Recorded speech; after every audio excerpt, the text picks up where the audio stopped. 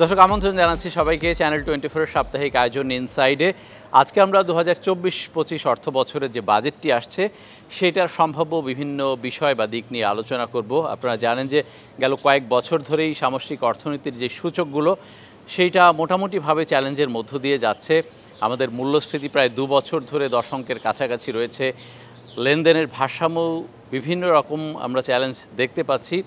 এরকম একটা অবস্থানে দাঁড়িয়ে সরকারের জন্য একটা ভালো বাজেট দেওয়া কতটুকু চ্যালেঞ্জিং হবে সেই বিষয়গুলো নিয়ে আলোচনার জন্য ডক্টর ফাহমিদা খাতুন সিপিডির নির্বাহী পরিচালক আমাদের আজকে অতিথি হিসেবে এসেছেন। আপনাকে স্বাগত জানাচ্ছি, অনেক ধন্যবাদ আমাদেরকে সময় দেওয়ার জন্য। আমি বলছিলাম যে একটা ভালো বাজেট দেওয়া সরকারের জন্য কতটুকু চ্যালেঞ্জিং, এর আগে আপনার কাছে একটু জানতে চাইবে যে ভালো বাজেট আসলে কি? অনেক ধন্যবাদ আমাকে ডাকার জন্য। একটা ভালো বাজেট হচ্ছে সেই বাজেট যেই বাজেট কিনা তার বরাদ্দ, বাজেট তো মূলত অর্থের বরাদ্দ এবং সেই বরাদ্দটা ভালোভাবে ব্যবহার করা। তো এই কাজটা করবে এমনভাবে যে সমাজের বিভিন্ন অংশ থাকে, উচ্চবিত্ত, মধ্যবিত্ত, নিম্ন মধ্যবিত্ত, দরিদ্র, এই সমস্ত জনগণের যেটা চাহিদা সেই চাহিদাগুলো মেটানোর জন্য। এবং বাজেটের আরও একটা উদ্দেশ্য থাকে, কারণ সরকারের তো বিভিন্ন ধরনের মধ্যমেয়াদী, স্বল্পমেয়াদী, দীর্ঘমেয়াদী কিছু পরিকল্পনা থাকে। এই পরিকল্পনাগুলো বাস্তবায়নের একটা হাতিয়ার এবং এই পরিকল্পনাগুলোরও উদ্দেশ্য থাকে যে যেই খাতের জন্য পরিকল্পনাগুলি করা হয় সেই খাতের উদ্দেশ্যটা পরিপালন করা এবং তার মাধ্যমে জনগণের যাতে সুবিধা হয়, যে দরিদ্র তার যে সামাজিক সুরক্ষা দেওয়া, যে মধ্যবিত্ত তার জন্য যে শিক্ষা, স্বাস্থ্য, তাদের চাহিদা, তারপরে কর্মসংস্থান সৃষ্টি করা, উচ্চবিত্ত যারা ব্যক্তি খাতে যারা রয়েছে তাদের জন্য তারা যাতে বিনিয়োগ করতে পারে, যাতে তাদের ব্যবসার প্রসার হতে পারে, প্রত্যেকেরই কিন্তু চাহিদা থাকে, সেগুলোকে মেটাতে হয় সেটার জন্য। এখন ভালো বাজেটের আবার অর্থনৈতিক যে পরিস্থিতি থাকে, চলমান অর্থনৈতিক পরিস্থিতি দেশের ভিতরে দেশের বাইরে সব মিলিয়ে সেই পরিস্থিতির প্রেক্ষিতেই কিন্তু বাজেটটা কেমন হবে সেটা নির্ধারণ করা হয়। দেখেন 5 বছর আগের ভালো বাজেট এখনকার প্রেক্ষিতে সেটা ভালো বাজেট নাও হতে পারে। তো এখনকার প্রেক্ষিতে আমি বলবো যে সেই বাজেটটা 2024-25-এর বাজেটের ব্রড মানে বড় মাপে মোটা দাগে 3টা উদ্দেশ্য থাকা উচিত, তাহলেই আমি বলবো যে ভালো বাজেট হবে। তো সেগুলো কি? প্রথম হচ্ছে যে আমাদের যে সামষ্টিক অর্থনীতির যে স্থিতিশীলতাটা, এটা কিন্তু গত 2 বছরের অধিক সময় থেকে এটা ভেঙে গেছে। আপনি প্রথম দিকে যেগুলো বললেন যে উচ্চ মূল্যস্ফীতি, বৈদেশিক মুদ্রা রিজার্ভের অধোগতি, রেমিটেন্স খাতে বিনিয়োগের তো একটা অনেক দিন থেকে চলছে, কর্মসংস্থানও সেরকমভাবে তৈরি হচ্ছে না, ইত্যাদি কারণে যে সামষ্টিক অর্থনৈতিক স্থিতিশীলতা এটাকে পুনরুদ্ধার করা এবং তার পাশাপাশি জনগণের সুরক্ষা দেওয়া, যারা কিনা দরিদ্র, বিশেষ করে প্রান্তিক জনগোষ্ঠীকে সুরক্ষা দেওয়া। দ্বিতীয়টা হচ্ছে যে কিভাবে আমি দিব, সেজন্যই দ্বিতীয় কাজটা হচ্ছে যে আমার একটা রাজস্ব, একটা স্পেস, জায়গা তৈরি করতে হবে, বেশি জায়গাটা। এবং তারপরে তৃতীয়টা হচ্ছে যে এই যে আমি বিনিয়োগ করব, সরকার তো কীভাবে মানুষের জন্য এই কাজগুলো করবে, অর্থ ব্যয় করতে হবে, কিন্তু আমি যে অর্থটা ব্যয় করব সেই ব্যয়টা যাতে কিনা যথোপযুক্ত হয়, সেখানে কোনো ধরনের লিকেজ, তারপরে অপচয় এগুলো যাতে না হয়, এবং ভ্যালু ফর মানি, অর্থাৎ যেই টাকাটা আমি খরচ করব তার রিটার্নটা যাতে ভালো পাই। আমি যদি আপনাকে একটু থামিয়ে 5 বছর আগে আমরা যদি চিন্তা করি, এখন আপনি যেটা বলছিলেন যে ভালো বাজেটের যে চাহিদাগুলো, আমার ধারণা চাহিদার খুব বেশি পরিবর্তন আমাদের হয়নি, তখনও আমরা একই প্রত্যাশা করতাম। কিন্তু যেহেতু সামষ্টিক অর্থনীতির পরিস্থিতি একটু বদলেছে, এখন ভালো বাজেট দেওয়ার মতো অবস্থানে সরকার আছে বলে মনে করেন কি? ভালো বাজেট যদি এখন দিতে হয় তাহলে তো তাকে কি করতে হবে, ওই যে সমস্যাগুলি, আমাকে যদি প্রথম যে অর্থনীতির ধাক্কাটা যেটা আপামর জনগণকে করছে, প্রভাবিত করছে, দরিদ্র হোক এবং এমনকি উচ্চবিত্তদেরও, সেটি হচ্ছে মূল্যস্ফীতির চাপ। এখন মূল্যস্ফীতির চাপের জন্য দরিদ্র জনগণ, প্রান্তিক জনগণের কথা, কিংবা নিম্নবিত্তদের, এমনকি মধ্যবিত্তদের যে চাপ, তো দরিদ্র জনগণের জন্য সামাজিক সুরক্ষা দিতে হবে, তাদেরকে খেয়ে পরে বাঁচিয়ে রাখা, তাদের যে বিভিন্ন ধরনের খরচ, শিক্ষা খরচ, তারপরে স্বাস্থ্যের খরচ, বিভিন্ন বিল, ইউটিলিটি বিলগুলি দিতে হচ্ছে, সেটার জন্য এটার অর্থটা লাগবে। তারপরে হচ্ছে যে যারা আবার বিনিয়োগ করছে তাদের হচ্ছে তারা যাতে বিনিয়োগটা বাড়াতে পারে, সেটার জন্য তাদের সহজে বিনিয়োগ পরিস্থিতিটা বা আপনার উপযোগী করা। এখন উপযোগী করার ক্ষেত্রে অনেক সময় বলা হয় যে বিনিয়োগকারীরা বলেন যে এখন সুদের হার বেড়ে গেছে সেটা, কিন্তু আমি বলবো যে সুদের হারই তো একমাত্র নিয়ামক নয়, আপনার বিনিয়োগের জন্য অন্যান্য যে সুতরাং মূল বিষয়টা হচ্ছে আমার অর্থ লাগবে, অর্থটা আমি কোথা থেকে পাবো, এটাই হচ্ছে সবচেয়ে বড় চ্যালেঞ্জ সরকারের জন্য। কারণ কি আপনার যে ফিসক্যাল স্পেস সেটা তৈরি হয় সরকারের যে রাজস্ব আহরণের বিভিন্ন উপায়গুলি, কর আদায় করা, প্রত্যক্ষ কর, পরোক্ষ কর। দেখা যাচ্ছে যে আমাদের প্রত্যক্ষ করটা আদায় করাটাই হচ্ছে বেশি চ্যালেঞ্জ। কারণ কি আমাদের কর কাঠামোর মধ্যে দেখি যে পরোক্ষ করের উপর নির্ভরশীলতা, এই ধরেন ট্যারিফ আমদানি শুল্ক থাকে সেটার উপরেও নির্ভরতা থাকে, তারপরে আপনার মূল্য সংযোজন কর একটা বিষয়। কিন্তু যে প্রত্যক্ষ কর, যে আয় কর, প্রত্যক্ষ আয়ের যেটা কিনা আমরা বলে থাকি প্রগতিশীল কর, সেটা কিন্তু 30% মাত্র, বাকি 70% পরোক্ষ কর। এইটা হচ্ছে কর কাঠামোর মধ্যে একটা পরিবর্তন আনা এবং কর আদায় দুর্বলতা এবং আদায়ের ক্ষেত্রে দেখা যায় যে আমরা বরাবরই বলছি যে টিন ধারণকারী সংখ্যা কত এবং টিন ধারণকারী কতজন বিবরণী জমা দেন দিচ্ছে তারা, এগুলো বাড়ানোর না। আমরা যদি আরেকটু দেখি যে এবার বাজেটের আয়তন হয়তো টাকার অঙ্কে 8 লাখ কোটি টাকার কাছাকাছি একটা অঙ্ক থাকবে, কিন্তু আমরা যদি বর্তমান বাজেটের সাথে সেটার কম্পেয়ার করি, আনুপাতিক হারে কিন্তু খুব বেশি সরকার এবার বাড়াতে পারছে না, 5, 5.5, 6%। অতীতে কিন্তু আমরা 12, 13, 14% পর্যন্ত গ্রোথ দেখেছি। এই এত অল্প পরিমাণ বাজেটের আয়তন বাড়িয়ে আমাদের একটা প্রবৃদ্ধির লক্ষ্যমাত্রা, মূল্যস্ফীতি নিয়ন্ত্রণ, বিনিয়োগ, কর্মসংস্থান এগুলো অর্জিত হবে কি? এখন দেখেন অর্থনীতির যে এখন অবস্থাটা, তো এখানে আমরা খুব একটা সম্প্রসারণশীল বাজেট আমরা দেখতে চাই না এবং উচিত হবে না। কারণ যেটা বাড়ানো হচ্ছে সেটা আবার আপনার মূল্যস্ফীতি তো আমার প্রায় 10%, 9% তো উপরে, সেইটুকু পরিমাণ রাখাটাই হচ্ছে সেটার কাছাকাছি রাখাটাই বাড়ানোটাই এটাই আসলে যুক্তিযুক্ত এই মুহূর্তের জন্য যুক্তিযুক্ত। কারণ কি আমরা তো মূল্যস্ফীতি কমানোর জন্য কি করলাম, সুদের হার বাড়িয়ে দিলাম যাতে কিনা একটা সংকোচনশীল মুদ্রানীতির মাধ্যমে বাড়ানোর ওই মূল্যস্ফীতিটা কমানোর একটা চেষ্টা করছি, কিন্তু তারপরে এত মাস পরেও কিন্তু সেখানে কোনো পরিবর্তন দেখা যাচ্ছে না। কারণ কি এককভাবে আপনার মুদ্রানীতি তো কাজ করবে না। আপনার যদি রাজস্ব ব্যয়টা সম্প্রসারণমূলক হয়, ফিসক্যাল পলিসিটা রাজস্ব নীতি সম্প্রসারণমূলক হয়, তাহলে তো দুটার মধ্যে সাদৃশ্য থাকবে না। তো সেজন্য বাজেটের আকারের কথা এখন চিন্তা করার বিষয় না, আমি বরঞ্চ বাজেটটার পরিমাণটা যতটুকু করলাম সেটা আমি কোথায় কোথায় ব্যয় করছি এক কথা, এবং প্রপারলি ব্যয় করতে পারছি না, এইটাই হচ্ছে এখন যে চ্যালেঞ্জটা আমি বলছিলাম যে রাজস্ব স্পেস ক্রিয়েট করা। এটার মধ্যে দেখেন এখন আমরা তো এই সময়ে বর্তমান সময়ে IMF-এর পলিসি ফ্রেমওয়ার্কের মধ্যে আছি, যেহেতু আমরা IMF-এর কাছ থেকে ঋণ নিয়েছি। তারা কিন্তু অনেকগুলো শর্ত দিয়েছে, যেগুলোর মধ্যে কিছু কিছু আবার সরকারের রাজস্ব আহরণের ক্ষেত্রে সাহায্য করবে, এবং সেটা আমার ধারণা NBR-এরও খুব পছন্দর। বিকজ এখানে কি আমরাও বলে আসছি, এটা শুধুমাত্র IMF না, অর্থনীতিবিদরা বলে আসছে আমাদের প্রতি বছরের যে IRBD ইন্ডিপেন্ডেন্ট রিভিউ অফ বাংলাদেশের ডেভেলপমেন্ট কিংবা বাজেট রিকমেন্ডেশনে কি বলে আসছি, যে দেখেন বিভিন্ন খাতে আপনার এই যে দেওয়া হয়, ট্যাক্স এক্সাম্পশন দেওয়া হয়, প্রায় 30টির মতো খাত রয়েছে, শিল্প খাত মিলিয়ে।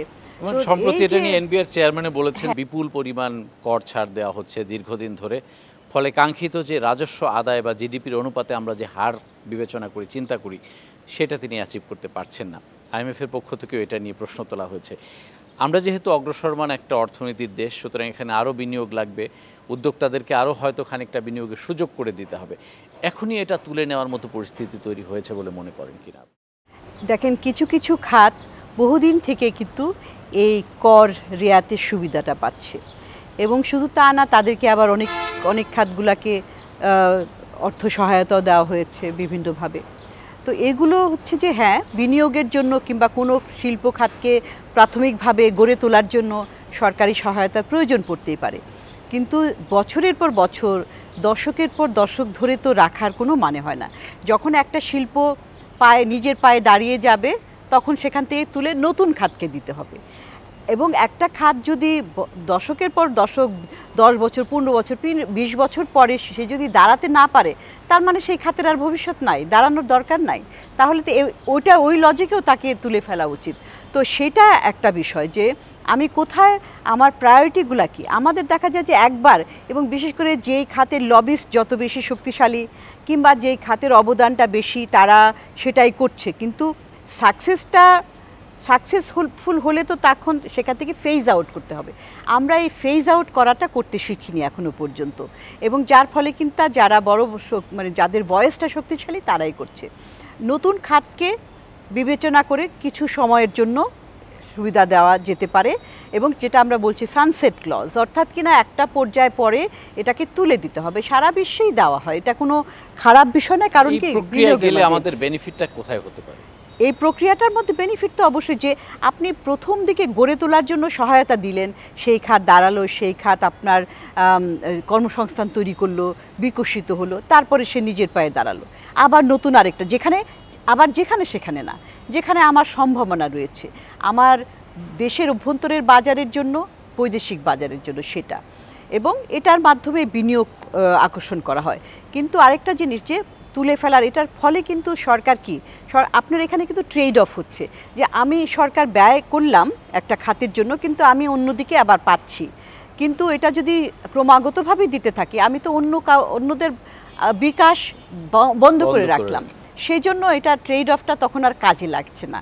এবং আরেকটা বিষয়, এখন একটা হাই টাইম, এখন আমি মনে করি যে এনবিআর বলছে ভালো কথা, সরকারেরও বোধোদয় হবে, এবং বোধোদয় না হওয়ার কোনো কারণ নাই। কারণ কি, আমরা তো এখন সাকসেসফুল হয়েছি, সফলতা অর্জন করেছি, এবং তার ফলে কিন্তু 2026 সালে আমরা স্বল্প আয়ের দেশ থেকে, স্বল্পোন্নত দেশ থেকে উন্নয়নশীল দেশে পরিণত হব। তখন কিন্তু এই যে ডিসক্রিপশনারি আপনার যে সুযোগগুলা, এগুলা দেওয়া যাবে না। কারণ তখন আমরা যে সরাসরি যে উন্নয়নশীল দেশগুলোর জন্য আন্তর্জাতিক যে বিশ্ব বাণিজ্য সংস্থা, এগুলোর সাথে কিংবা বাইল্যাটারালি বাণিজ্য করতে গেলে যে সমস্ত নিয়মকানুন, সেটার অধীনে এগুলো কিন্তু আমরা দিতে পারবো না। আমরা গত বাজেটের আগে, অর্থাৎ এখন যে 23-24 বাজেটটা চলে, তার আগে সিপিডির পক্ষ থেকে, এনবিআর এর পক্ষ থেকে নিত্য প্রয়োজনীয় কিছু দ্রব্যের উপর যেই কর, সেটা কমানোর কথা বলা হয়েছিল। আমরা বাজেটে সেরকম কোনো পরিবর্তন দেখিনি। এবার আসলে আপনার কি মনে হয় যে বাস্তবতাটা রয়েছে, এই ধরনের সিদ্ধান্ত নেওয়া যায় কিনা বা নেওয়ার মতো পরিস্থিতি আছে? দেখেন, সিদ্ধান্তটা তো অবশ্যই আমরা অনেক সময় বলে এসেছি যে যখন অতিরিক্ত দাম বেড়ে যায় সেগুলোর, এবং সেগুলার তো ট্যারিফ থাকে, শুল্ক থাকে আমদানিকৃত পণ্যের উপরে, সেগুলা যদি কমে দেওয়া হয় তাহলে কিন্তু হয়তো অনেক 3, 4, 5% পর্যন্ত কিন্তু থাকে ট্যারিফটা। সেটা একটা ভালো উদ্যোগ। কিন্তু আপনার দুঃখজনক বিষয়টা হচ্ছে যে সেটা কমিয়ে দেওয়ার পরেও, তুলে নেওয়ার পরেও দাম কিন্তু তেমন বাজারে কমে না, খুব কম। হ্যাঁ, কমে না যে তা না, কমে, রিফ্লেকশনটা, ওটার এক্সটেন্টটা আনুপাতিক হারে সেটা কিন্তু হয় না। এটাই হচ্ছে সমস্যাটা। যে কেন হয়? কারণ বাজার প্রক্রিয়াটা তো কাজ করছে না। বাজারের নিয়ম যেটা, সেটার বাইরে ডিস্টরশনেরই কতগুলি, যেগুলোকে নষ্ট করে বাজারকে, সেই ধরনের ফ্যাক্টর কিন্তু কাজ করে আমাদের, যার কারণে আপনার ধরেন যে বাজারে সরবরাহ বেশি কিন্তু আবার দামও বেশি। আর দেশের ভিতরের দাম, আমাদের দেশে উৎপাদিত হচ্ছে প্রচুর সরবরাহ, সেটার দামও বাড়ছে, যদি আমি দেখি যে আন্তর্জাতিক বাজারে আবার দাম বাড়ছে। আন্তর্জাতিক বাজারে দাম বেশি, দাম কমলো, সেটার আবার রিফ্লেকশন দেখা যাচ্ছে না। তো অনেক ফ্যাক্টর, তো সেটা আমরা প্রচুর আলোচনা করেছি। এখানে যে বাজারের প্লেয়ার কারা, গুটি কয়েক প্লেয়ার, এখানে অলিগোপলিস্টিক নেচার অফ মার্কেট এটা থাকে, সিন্ডিকেশনের কথা স্বয়ং তৎকালীন বাণিজ্য মন্ত্রী বলেছেন।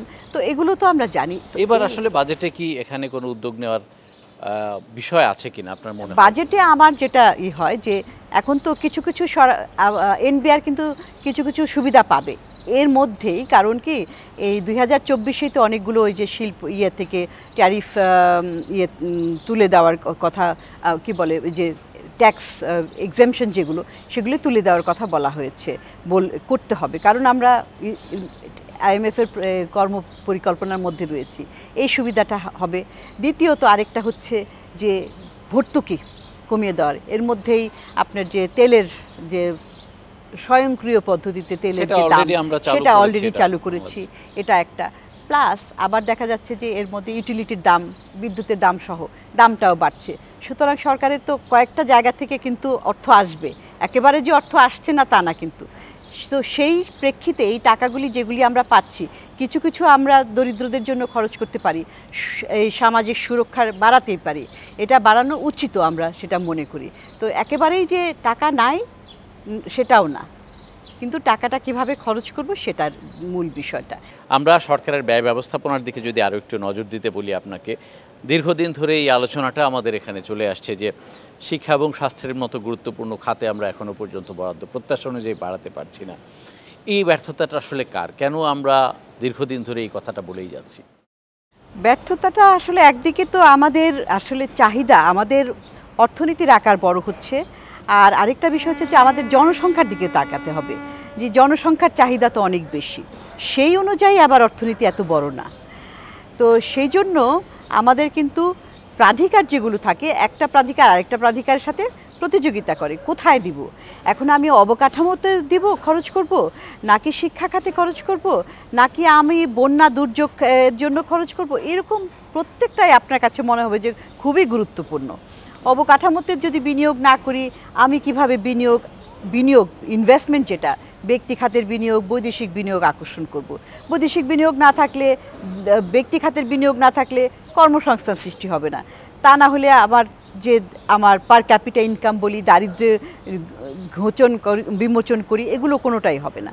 তো সেই জন্য আমাদের খুব যুক্তিযুক্তভাবেই ফিজিক্যাল ইনফ্রাস্ট্রাকচার, ভৌত অবকাঠামোর উপর জোর দেওয়া হয়েছে, কিন্তু সেটা করতে যে আবার যে সফট ইনফ্রাস্ট্রাকচার যেগুলো শিক্ষা স্বাস্থ্য আপনি বলছেন, সেগুলোকে আমরা একটু নেগলেক্ট করেছি, উপেক্ষা করেছি। এবং দেখা যাচ্ছে যে এই বহু বছর থেকে প্রায় 10 বছরও হয়ে যেতে পারে এরকমই, যে বছরের পর বছর দেখছি যে শিক্ষা খাতে জিডিপির 2% নিচে, স্বাস্থ্য খাতে জিডিপির 1% নিচে, এটাই চলে আসছে। একেবারেই স্বল্প, একেবারেই বরাদ্দের যেগুলো আমাদের উন্নয়নশীল দেশগুলোতে যেরকম বরাদ্দ হয়, কিংবা আপনার ইউনেস্কো শিক্ষা খাতের কথা যদি বলি, ইউনেস্কোর একটা চাহিদা, একটা ক্রাইটেরিয়া রয়েছে উন্নয়নশীল দেশগুলোর জন্য, সেগুলোর ধারে কাছে না। আমরা যদি আগামীতে বাজেটের বরাদ্দ বিভাজনটা প্রক্ষেপণটা দেখি, আমাদের বড় একটা অংশ তো এখন সুদ পরিশোধে চলে যাচ্ছে এবং এটা বাড়তেই থাকবে দিনের পর দিন।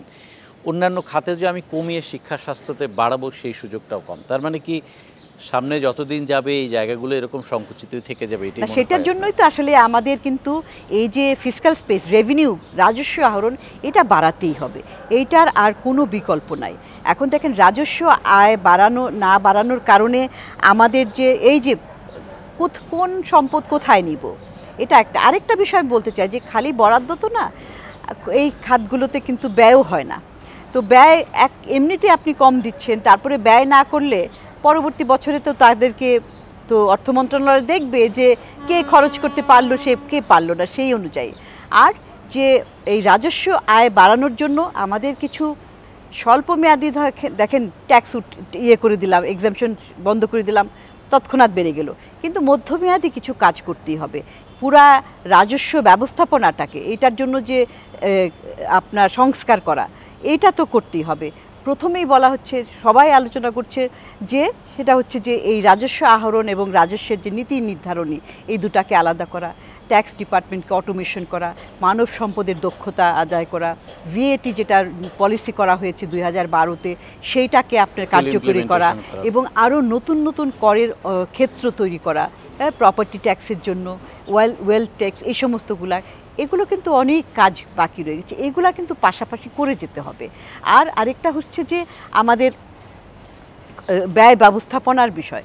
এখন আরেকটা বিষয় রয়েছে যে আমাদের তো তার পাশাপাশি আপনাকে প্রকল্পগুলোর, যেগুলো আমাদের অবকাঠামোগত ব্যয় হচ্ছে প্রকল্প, সেগুলো তো চালু রাখতে হবে, কিন্তু প্রকল্পের জন্য প্রাধিকারটাও আমি সেই সমস্ত প্রকল্পই এখন চালু রাখবো যেগুলো কিনা প্রায় শেষের পথে, একটু সময় দিয়ে তাড়াতাড়ি করে এটা একটা। এবং আরেকটা দেখা যাচ্ছে যে সরকার তো এখন বাজেটারি সাপোর্টের দিকেই কিন্তু যাচ্ছেন, যে আমাদের যে উন্নয়ন সহযোগী দেশগুলো আছে, উন্নয়ন অংশীদার যারা রয়েছে, তাদের কাছ থেকে বাজেটারি সাপোর্ট যত সাপোর্টটা বেশি পাওয়া আনা যায় সেটাই কিন্তু চেষ্টা করতে হবে, সেটার দিকেই আমাদেরকে যেতে হবে আর না, কি। আমরা যদি সুনির্দিষ্টভাবে আপনার পরামর্শ জানতে চাই, রানিং বাজেট আমরা কিছু টার্গেট ধরে রেখেছি, আমাদের ইনফ্লেশন কততে কন্ট্রোল করব, গ্রোথটা কততে নিব, সেটা হয়তো অ্যাচিভ হবে না। আগামী অর্থ বছরের জন্য এরকম কিছু টার্গেট রাখবো, কিন্তু অ্যাচিভমেন্ট হয়তো একটা দূরত্বই থেকে যাবে। আপনার কি পরামর্শ আসলে এই মুহূর্তে বাজেটটা প্রণয়নের ক্ষেত্রে আমরা কোন কোন জায়গায় কোন কোন বিষয়গুলোকে সুনির্দিষ্টভাবে চিন্তা করে করতে পারি? আমি সুনির্দিষ্টভাবে যেটা আমি শুরুতে দিকে বলেছিলাম যে আমাদের যে একদম দরিদ্র প্রান্তিক জনগণের জন্য সামাজিক সুরক্ষার আওতাটা বাড়াতে হবে, পরিমাণ বাড়াতে হবে, 1 নম্বর। 2 নম্বর হচ্ছে যে আমাদের যে এই যে রাজস্ব আদায়ের ইমিডিয়েট যেগুলো, যে এখন কর যে অব্যাহতি দেওয়া, এটা কিন্তু তুলে দিতে হবে, যেগুলাতে তোলার এখনই নতুন করে আর দেওয়ার সুযোগ নাই, তুলে দিতে হবে। তাহলে একটা স্পেস, কিছুটা স্পেস সৃষ্টি হবে, সেগুলাকে আমরা আমাদের প্রাধিকার অনুযায়ী ব্যয় করব। তৃতীয়ত হচ্ছে যে যে সমস্ত আসলে রাজস্ব বিভাগের অনেকগুলো কিন্তু তারা কাজ করে রেখেছে, সেইগুলো যেমন আপনার ধরেন যে অটোমেশনের জন্য কিছু পদক্ষেপ নেওয়া আছে, নীতি নির্ধারণের কিছু কিছু, সেগুলোকে বাস্তবায়ন করার জন্য পদক্ষেপ নেওয়া। এবং তৃতীয়ত হচ্ছে যে এই যে কর্মসংস্থানের জন্য আসলে দেখা যায় যে আমরা শিক্ষা স্বাস্থ্যের কথা বলি, আরেকটা মন্ত্রণালয় যে যুবকদের জন্য কিংবা মানব সম্পদ উন্নয়নের জন্য, এখানেও কিন্তু আসলে বিনিয়োগ বাড়ানোর খুব দরকার হচ্ছে। শিক্ষার জন্য শুধুমাত্র যে আপনার বিশ্ববিদ্যালয়ের সার্টিফিকেট সেটা না, কারিগরি শিক্ষার জন্য আমরা বলেছি যে বরাদ্দ বাড়ানোর, কিন্তু দেখা যায় যে বরাদ্দ বাড়ানোর ক্ষেত্রে ভোকেশনাল শিক্ষাক্ষেত্র, ভোকেশনাল ট্রেনিং সেন্টারগুলি হয়েছে, কিন্তু সেগুলি আবার আপনার বাজারের যে চাহিদা কিংবা যেই কর্মসংস্থানগুলো সৃষ্টি করার জন্য প্রতিষ্ঠান রয়েছে, সেই প্রতিষ্ঠানগুলির জন্য চাহিদা অনুযায়ী হয় না, অর্থাৎ সেগুলোর মান উন্নয়ন করা। এটাও হ্যাঁ, আপনি বলতে পারেন যে বাজেটে তো সেগুলার থাকে না, কিন্তু মন্ত্রণালয়গুলোকে কিংবা প্রতিষ্ঠানগুলোকে, বিভাগগুলোকে এই মেসেজটাও ঠিক মতো দেওয়া যে এই বরাদ্দটা যাতে কিনা মনিটর হয় ঠিক মতো করে। এটাও একটা বাজেটের দিকে চলে এসেছি। প্রতি বছর বাজেটে এগুলো আমরা দেখি যে সংস্কার অব্যাহত রাখা হবে, দুর্বল প্রতিষ্ঠানগুলোকে যাতে সবল করা যায়। এখন ব্যাংক খাত নিয়ে অনেক কথাবার্তা হচ্ছে, এখানে সংস্কারের উদ্যোগও আমরা দেখছি, যদিও সেটা হয়তো বাজেটের বিষয় না, কিন্তু আসলে আপনি কি আশা করেন কিনা এরকম কিছু যে বাজেটে এই বিষয়ে সুনির্দিষ্ট কিছু রূপরেখা থাকে? দেখেন, বাজেটের বিষয় না, আবার বিষয়ও, কারণ কি দেখা যাচ্ছে সরকার কিন্তু ব্যাংক থেকে প্রচুর পরিমাণে ঋণ নিচ্ছে তার উন্নয়ন কার্যক্রম চালানোর জন্য। তো এখন ব্যাংক থেকে যদি ঋণ নেওয়া হয়, তখন তো একটা আমরা বলে থাকি যে তাহলে ব্যক্তি খাতে চাপ পড়বে। এখন হয়তো বেসরকারি খাতে বিনিয়োগ তেমন নাই, এবং ব্যাংক অফিসিয়ালরা আপনাদেরকে বলবে যে আসলে এখন তো চাহিদা নাই, সুতরাং আমি সরকারকে ঋণ দিয়ে আমার তো ব্যবসা ভালোই চলছে। কিন্তু আসলে মূল উদ্দেশ্যটা কি, যে আপনি ব্যক্তি খাতে বিনিয়োগ বাড়বে, বিনিয়োগ বাড়লে তখন কর্মসংস্থান সৃষ্টি হবে, সেটাই তো। আর আরেকটা বিষয় হচ্ছে যে সেটাও আসলে বাজেটের সাথে সংশ্লিষ্ট না, কিন্তু ব্যাংকিং খাতের সামগ্রিক সুশাসনটা, সেটাও দিকে নজর রাখা, সেটার সরকারের অর্থ মন্ত্রণালয়ের দায়িত্ব, মানে ওভারঅল। আবার স্পেসিফিক্যালি বাংলাদেশ ব্যাংকের দায়িত্ব যে ব্যাংকিং খাতের সুশাসনটা বজায় রাখা, এবং সুশাসনটা বজায় যদি না থাকেন, তাহলে কিন্তু ওই যে আপনার কিছু কিছু নীতিমালা নিতে হয়, তখন কিন্তু চাপ পড়ে। যেমন এখন আপনার সুদের হার, যেমন আপনার কন্ট্রাকশনারি মনিটারি পলিসি, অর্থাৎ সংকুচনমূলক মুদ্রানীতি করার ফলে, অর্থাৎ সুদের হার বাড়িয়ে দেওয়ার ফলে ব্যবসা বাণিজ্যের উপরে চাপ পড়ছে। বিশেষ করে আমি বলবো, যদিও যারা বড় ব্যবসায়ী তারাও বলছেন যে আগে নেওয়া হয়েছে ঋণ 9%, এখন তো তো সেটা তো না, কিন্তু আবার আপনি তো আগে তো নেগেটিভ ইয়েতে সুদে নিয়েছেন। কিন্তু আমি মূলত কনসার্ন হচ্ছে যারা ছোট এবং মাঝারি ব্যবসায়ী, তাদের জন্য আবার একটা অন্য ধরনের পলিসি করতে হবে, তাদের যাতে কিনা চাপটা না পড়ে সেই বিষয়টা। তো সেটাও কিন্তু আপনার ইয়ের সাথে জড়িত আছে, বাজেটের সাথে কিংবা সামগ্রিক আর্থিক ব্যবস্থাপনার সাথে জড়িত রয়েছে। সুতরাং আপনি বাজেট একটা বিষয়, কিন্তু আপনাকে অন্য বাস্তবতাটাকে বিচ্ছিন্ন করে তো আর বাজেট তৈরি করা হয় না। সুতরাং পারিপার্শ্বিক আপনার অর্থনৈতিক অবস্থাটা কি রয়েছে, সেই পার্সপেক্টিভটা মাথায় রেখেই আসলে বাজেট প্রণয়ন করা উচিত। অনেক ধন্যবাদ। আমরা আজকের আলোচনা এখানে শেষ করতে চাই। ধন্যবাদ। দর্শকের সাথে শেষ করছি আজকের মতো ইনসাইট। ভালো থাকবেন সবাই।